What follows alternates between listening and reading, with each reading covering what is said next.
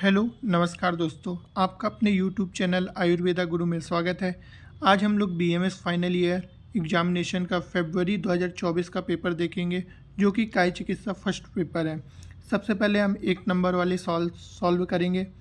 सबसे पहले देखते हैं निम्नलिखित में से रक्त प्रदोषज विकार क्या है। इसमें रक्त प्रदोषज विकार गुल में एक रक्त प्रदोषज विकार है। सेकेंड है what symptom would you expect to see in a patient with hyperpyrexia, मतलब अगर तेज बुखार आ रहा है तो उसके कारण क्या सिम्टम्स देखेंगे। तो सबसे ज़्यादा एलिवेटेड टेम्परेचर भी मिलेगा, साथ में फ्लश्ड स्किन दिखेगी, एलिवेटेड हार्ट रेट मिलेगा। तो इसमें all of the above answer होगा। इसके बाद थर्ड क्वेश्चन है संधि विश्लेष लक्षण मिलता है। संधि विश्लेष लक्षण की किस ओज क्षय व्यापत या विस्तृंस में मिलता है। ये तीनों चीज़ ओज क्षय हैं, मतलब ये तीनों चीज़ ओज क्षय के अंदर आते हैं, लेकिन तीनों अलग अलग हैं। तो सबसे पहले देखते हैं कि संधि विश्लेषो गात्राणाम सदनम दोषवनम क्रिया सन्निरोधस विस्तृंस से, ये ओज विस्तृंस का लक्षण है। आप लोग ये इंपॉर्टेंट श्लोक है, याद कर लीजिए। साथ में ये 2 नंबर में भी कभी कभी पूछ लिया जाता है, इसलिए इसको याद रखिए, आप तुरंत हिट कर देंगे ये question. C cells are found in, C cells हमारी थायराइड ग्लैंड में पाई जाती हैं। सी सेल्स का काम होता है कैल्सिटोनिन हार्मोन प्रोड्यूस करना। मदात्त में मद का प्रयोग किस प्रकार की उपसय का उदाहरण है। मदात्त में अन्न का प्रयोग करना उभय विपरीत अर्थकारी औषधि का उदाहरण है। ओह शोष परिधा क्रियाकाल की कौन सी अवस्था के लक्षण है। ये पित्त प्रेशर अवस्था का लक्षण है। पित्त प्रेशर अवस्था में ओह शोष और परिधा आदि लक्षण मिलते हैं। Cause characterize by all except, kwashiorkor में आप लोगों ने पिछले ईयर्स भी सॉल्व किया होगा, तो उसमें फ्लैग साइन पाया जाता है, साथ में इडीमा भी पाया जाता है, साथ में डर्मेटाइटिस भी पाया जाता है। तो इसमें आंसर क्या नहीं होगा, अलर्टनेस नहीं होती क्वाशियोरकर पेशेंट में।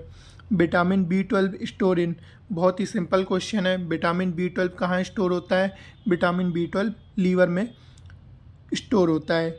Koplik spot seen in which disease, ये बहुत ही पुराना क्वेश्चन है, बार बार पूछा जा रहा है, इसको आप रट लीजिए। ये मीजल्स में पाया जाता है कॉप्लिक स्पॉट्स।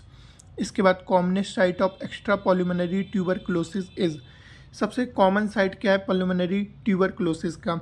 अगर ये लंग्स में होती है सबसे पहले, इसके बाद लिम्फेटिक्स में भी पाई जाती है। Murphy tried found in, Murphy tried कहाँ पाया जाता है, एपेंडाइटिस पेशेंट में पाया जाता है मर्फी ट्राइड। आप मर्फी साइन भी याद कर लीजिए। मर्फी साइन कॉलिसिस्टाइटिस में पाया जाता है। कॉलिसिस्टाइटिस के पेशेंट में मर्फी साइन पाया जाता है और मर्फी ट्राइड एपेंडाइटिस के पेशेंट में पाया जाता है। इसके बाद कुशिंग सिंड्रोम का कारण क्या है। कुशिंग सिंड्रोम का कारण है हाइपर एड्रेनलिज्म, मतलब एड्रेनलिज्म ग्लैंड का हाइपर सिक्रीशन होना, उसके कारण कुशिंग सिंड्रोम होता है। प्रभाकर बटी का रोगाधिकार क्या है, ये बहुत बार क्वेश्चन पूछा जा चुका है, प्रीवियस ईयर का क्वेश्चन है। प्रभाकर बटी का रोगाधिकार हृदरोग में है। ज्वर की प्रथम चिकित्सा की विधि कौन सी है। ज्वर की प्रथम चिकित्सा विधि है लंघन। इसके बाद मृतभक्षणजन पांडु में दे घृत, मृतभक्षणजन पांडु में हम द्राक्षादि घृत देते हैं। स्थूल की चिकित्सा क्या है। स्थूल की चिकित्सा गुरु अपतर्पण है, मतलब गुरु पूजन देंगे, साथ में अपतर्पण कराएंगे, स्थूल की चिकित्सा है। रिफार्मसिन का उपद्रव क्या है। रिफार्मसिन का कॉम्प्लिकेशन है डायरिया। रिफार्मसिन अगर पेशेंट उसका कॉम्प्लिकेशन हो जाता है तो उससे डायरिया होता है। Step ladder fever seen in which disease, बहुत ही इंपॉर्टेंट क्वेश्चन है, प्रीवियस ईयर में भी पूछा जा चुका है, बहुत अच्छा क्वेश्चन है। स्टेप लैडर मतलब धीरे धीरे, जैसे स्टेप लैडर बढ़ती हैं सीढ़ियाँ, उसी प्रकार ये धीरे धीरे फीवर बढ़ता है। इसको टाइफाइड से रिलेट करते हैं, इसमें टाइफाइड में पाया जाता है ये सिम्टम। साथ किस धातु क्षय का लक्षण है। धमनी सैतिल मांस धातु क्षय का लक्षण है। Tetanus is due to, tetanus जो होता है वो इन्फेक्शन के कारण अपनी बॉडी में होता है। इसके बाद हम 2 नंबर वाले सवाल सॉल्व करेंगे। काय चिकित्सा की परिभाषा क्या है। काय चिकित्सा की परिभाषा है काय चिकित्सा नाम सर्वांग संसृता नाम व्याधि नाम ज्वर रक्तपित्त शोष उन्माद अपस्मार में सारादि उपसामनार्थम चा। दोष पाक क्या है। दोष पाक ये है कि जब दोष में आम होता है, आम का पाचन हो जाता है और व्याधि की शांति हो जाती है, तो दोष पाक में व्याधि शांति होती है और धातु पाक में व्याधि की उत्पत्ति, मतलब व्याधि और ज़्यादा बढ़ जाती है। तो दोष पाक और धातु पाक बहुत अच्छे से याद रखिएगा, बहुत बार पूछा जा चुका है। अस्थि प्रदोषज विकारों का चिकित्सा सूत्र लिखें। अस्थि प्रदोषज विकार में हम सबसे पहले पंचकर्म कराते हैं। इसको याद करने की ट्रिक भी है।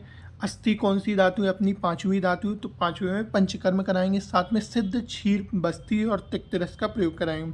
ओज व्यापक के लक्षण क्या है? मैंने आपको बोला था कि जो ओज 6 के तीनों लक्षण है वो तीनों याद कर लीजिए। अभी ओज विस्तृंस आया था, अब ओज व्यापक आएगा। ओज व्यापक स्तब्ध गुरु गात्रता वास्सोपो वर्णवेदो ग्लानि स्तंदा निंदा च व्यापत्ते।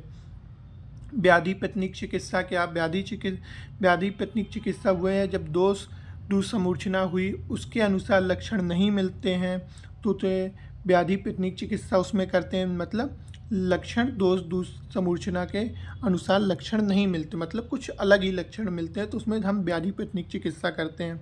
आमबात का चिकित्सा सूत्र क्या है? आमबात का बहुत इंपॉर्टेंट चिकित्सा सूत्र है, बहुत बार पूछा जा चुका है, तो अच्छे से याद कर लीजिए। लंघनम स्वेदनम तिक्त दीपनानी कटूनी चा विरेचनम स्नेपानम बस्तश्च आम मारुते।